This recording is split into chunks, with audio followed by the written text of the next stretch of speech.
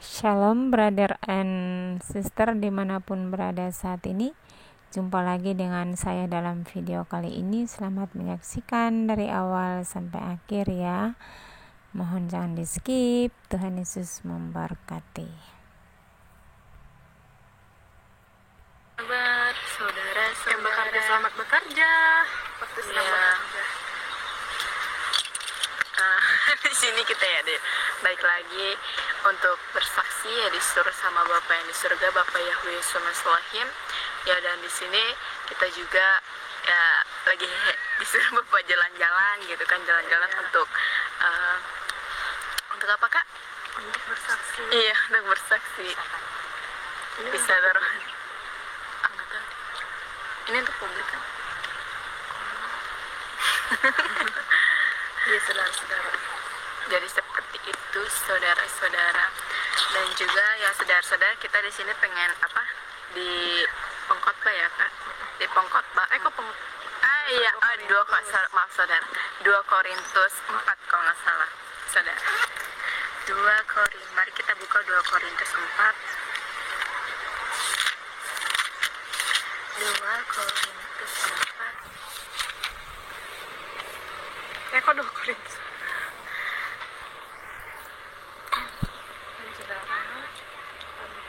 Oke.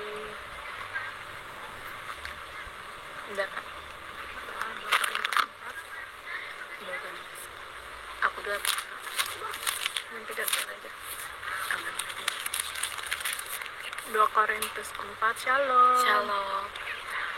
Harta rohani dalam bejana tanah. Oleh kemurahan Allah kami telah menerima pelayanan ini, karena itu kami tidak tawar hati. Tetapi kami menolak segala perbuatan tersembunyi yang memalukan. Kami tidak berlaku licik dan tidak memalsukan firman Allah. Sebaliknya kami menyatakan kebenaran, dan dengan demikian kami menyerahkan diri kami untuk dipertimbangkan oleh semua orang di hadapan Allah. Jika Injil yang kami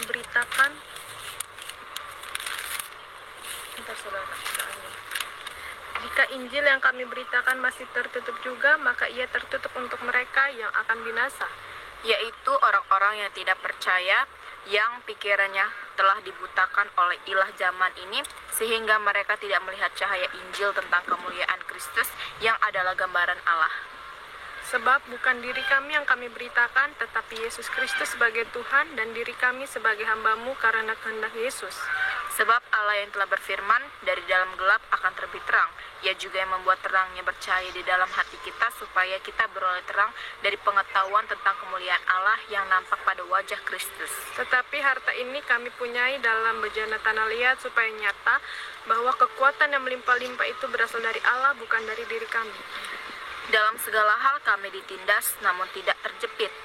Kami habis akal, namun tidak putus asa. Kami dianiaya, namun tidak ditinggalkan sendirian. Kami dihempaskan, namun tidak binasa. Kami senantiasa membawa kematian Yesus di dalam tubuh kami,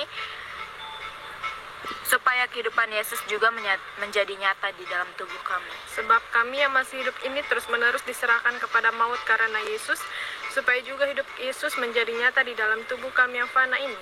Maka demikianlah maut giat di dalam diri kami, dan hidup giat di dalam kamu. Namun karena kami memiliki roh iman yang sama, seperti ada tertulis, aku percaya, sebab itu aku berkata-kata. Maka kami juga percaya, dan sebab itu kami juga berkata-kata. Karena kami tahu bahwa Ia yang telah membangkitkan Tuhan Yesus akan membangkitkan kami juga bersama-sama dengan Yesus. Dan Ia akan menghadapkan kami bersama-sama dengan kamu kepada dirinya. Sebab semuanya itu terjadi oleh karena kamu, supaya kasih karunia yang semakin besar berhubung dengan semakin banyaknya orang yang menjadi percaya, menyebabkan semakin melimpahnya ucapan syukur bagi kemuliaan Allah. Jangan tawar hati juga waktu menghadapi maut. Sebab itu kami tidak tawar hati, tetapi meskipun manusia lahiriah kami semakin merosot, namun manusia batiniah kami dibaharui dari sehari ke sehari. Sebab penderitaan ringan yang sekarang ini mengerjakan bagi kami kemuliaan kekal yang melebihi segala-galanya, jauh lebih besar daripada penderitaan kami. Sebab kami tidak memperhatikan yang kelihatan, melainkan yang tak kelihatan, karena yang kelihatan adalah sementara, sedangkan yang tak kelihatan adalah kekal. Amin. Ya, Kakak duluan. Udah. Kakak duluan. Ya di sini saudara ya, di sini juga Paulus ya kan ya, Paulus memberitakan Injil kebenaran firman Tuhan secara dia nggak tertutup-tutup kebenaran mereka kebenarannya dia buka, nggak ada yang tersembunyi bagi dia tetapi kan menolak segala perbuatan tersembunyi yang memalukan. Jadi dia memberitakan firman itu secara terang-terangan, dan juga dia itu Paulus itu imannya itu oke, saudara, imannya oke, sangat-sangat oke, saudara, karena dia tidak kami tidak berlaku licik dan tidak memalsukan firman Allah. Dia secara terang-terangan kebenaran firman disampaikan, mau lembut, mau keras disampaikan secara terus terang, jordoran lah si Paulus ini. Dia nggak peduli mau manusia menerima atau enggak, yang penting dia sudah menyampaikan apa yang Roh Kudus katakan. Jadi seperti itu, saudara. Dan juga yaitu orang-orang yang tidak percaya yang pikirannya telah dibutakan oleh Injil zaman ini, sehingga mereka tidak melihat cahaya Injil tentang kemuliaan Kristus yang adalah gambaran Allah. Dan juga sekarang ini di mana kemuliaan Yesus Kristus sudah diturunkan, dan juga sudah diturunkan, makanya banyak orang-orang yang tidak percaya karena dibutakan oleh ilah zaman ini, yang itu Allah adalah Allah lain ya. Ilah zaman itu Allah lain, sehingga lebih banyak percayaan kepada ilah zaman lain daripada Tuhan Yesus Kristus, karena Tuhan Yesus itu supranatural. Dan Tuhan Yesus itu benar-benar mukjizat kuasanya itu luar biasa ya, saudara, yang nggak bisa dipakai dengan logika, yang bisa hanya di luar logika. Dan juga saudara, sebab bukan diri kami yang kami beritakan, tetapi Yesus Kristus sebagai Tuhan, dan diri kami sebagai hamba-Mu karena kehendak Yesus. Dan ya dia juga merendahkan diri sih, aku bilang ya, merendahkan diri karena dia bukan mengagungkan diri sendiri, tetapi dia mengagungkan Tuhan Yesus Kristus sebagai Tuhan dan Juru Selamat. Dan juga kakak, dan juga ya udah lanjutkan deh.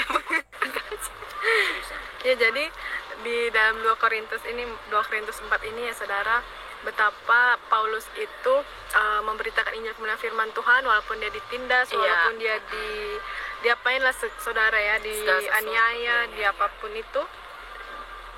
Seperti dikatakan di ayat yang ke-8, dalam segala hal kami ditindas namun tidak terjepit, kami habis akal namun tidak putus asa, kami dianiaya namun tidak ditinggalkan sendirian, kami dihempaskan namun tidak binasa. Jadi betapa luar biasanya ya Rasul Paulus ini ya, saudara. Saat itu dia memberitakan Injil kebenaran firman Tuhan, dia tidak menyerah, saudara, walaupun dia ditindas, walaupun dia ditolak, walaupun dia dianiaya, mengalami penderitaan apapun itu, dia tidak putus asa, saudara, karena dia tidak meninggalkan Yesus, melainkan dia berharap terus sama Tuhan Yesus ya, saudara.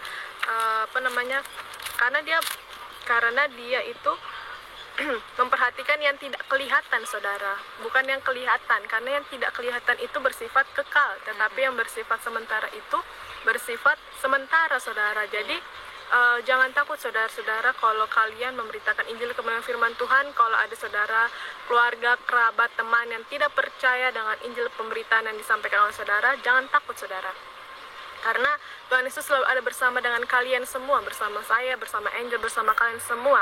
Karena memang hidup kita itu kan harus memberitakan Injil kebenaran firman Tuhan ya, saudara, dimanapun, baik atau buruk waktunya, saat di meja makan, saat kita ngobrol, saat kita berbincang, saat kita ngapain, saudara. Firman Tuhan itu harus diberitakan ya, saudara. Kebenaran itu harus disampaikan. Diterima atau tidak diterima ya, saudara, tetapi ingatlah, sebelum kamu ditolak, terlebih aku dulu yang ditolak, kata Bapak Yahweh sama ya, saudara. Sebelum kita ditolak, terlebih Tuhan Yesus Kristus sendiri yang ditolak, saudara, oleh manusia di bumi ini, saudara. Jadi ayo, sebagai orang percaya, sebagai orang Kristen, kita jangan sebagai orang Kristen yang biasa-biasa saja, melainkan kita harus yang luar biasa. Roh kita harus menyala-nyala, saudara, tidak boleh padamkan roh. Karena apa? Sekarang ini maut gencar ya, saudara, berada dalam diri kita, saudara. Kan ada di firman Tuhan di dalam 2 Korintus ini, saudara, maut itu semakin gencar ya, saudara, makin giat, saudara. Mana tadi? Sebab maut semakin gencar, saudara. Nah, lalu dikatakan Paulus, karena kami tahu bahwa ia yang telah membangkitkan Tuhan Yesus akan membangkitkan kami juga bersama-sama dengan Yesus, dan ia akan menghadapkan kami bersama-sama dengan kamu kepada dirinya. Sebab semuanya itu terjadi oleh karena kamu, supaya kasih karunia yang semakin besar berhubung dengan semakin banyaknya orang yang menjadi percaya, menyebabkan semakin melimpahnya ucapan syukur bagi kemuliaan Allah. Jadi kita juga tidak boleh tawar hati, saudara, menghadapi maut, saudara. Kita kalau tawar hati, iman kita kalau kita tawar hati, yang capek kan tubuh yang biasa ini ya, saudara, tubuh jasmani kan capek. Kita bilang capek, pasti capek lah kalau tawar hati itu juga. Tapi Tuhan mau kita nggak capek dalam rohani sama jasmani kan. Kita harus terus kita itu dibaharui dari sehari ke sehari. Makanya kita harus makanya Tuhan selalu berkata bersukacitalah senantiasa, karena kita memang harus bersukacita. Karena kalau nggak ada sukacita, ya hidup ini tuh nggak bakalan kuasa Tuhan tidak akan dinyatakan, saudara, kalau kita tidak bersukacita, saudara. Kedengeran kan ya, saudara, suara saya dan suara Angel ya. Nah, itu, saudara. Jadi sebab dikatakan di ayat 18, sebab kami tidak memperhatikan yang kelihatan, melainkan yang tak kelihatan, karena yang kelihatan adalah sementara, sedangkan yang tak kelihatan adalah kekal, saudara. Benar itu, saudara. Jadi sekarang ini kita lebih baik memperhatikan yang tidak kelihatan daripada yang kelihatan, karena yang bersifat tidak kelihatan itu kekal, saudara, melainkan yang bersifat kelihatan itu adalah sementara. Jadi bukan lagi saatnya kita menabung harta-harta ya, saudara, melainkan kita menabung harta rohani, harta surgawi, saudara. Seperti perikopnya, harta rohani dalam bejana tanah ya, saudara. Jadi iya, saudara. Jadi semakin digencar lagi, saudara. Jadi Tuhan Yesus itu semakin menggencarkan umat manusia untuk bertobat, dan iblis juga semakin gencar untuk menjatuhkan anak-anak manusia, saudara, yang sekarang ini, saudara. Baik orang percaya ataupun yang tidak percaya, saudara. Terlebih yang digencar itu orang-orang yang percaya, saudara, yang takut akan Tuhan, saudara. Jadi karena pengadilan itu dimulai dari anak-anak Kristen, saudara, orang-orang Kristen, saudara. Jadi contohnya itu ya saudara, Brigadir Joshua itu, saudara, sebagai contoh di mana nanti saat antikristus datang, penganiayaannya seperti itulah, saudara.